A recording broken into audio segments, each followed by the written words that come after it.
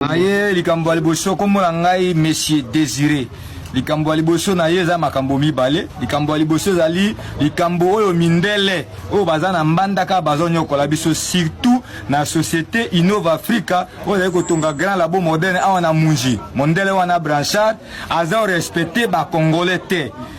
Mibeko ya Banque mondiale oyo batia wana pona ba condition ya kongola ouvrier ye a respectaka te alamungi na tongo abengani yo na pourquoi abengani yo na midi abengani yo donc bato sa condition azo seta so ba travaux forcés commandés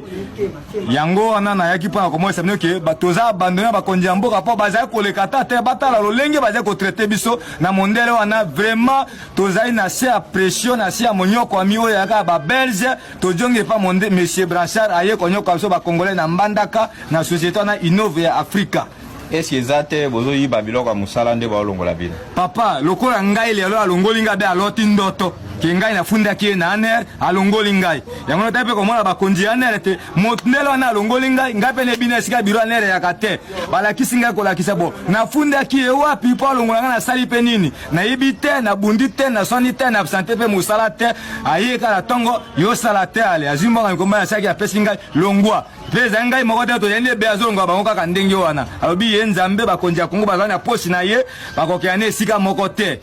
Merci.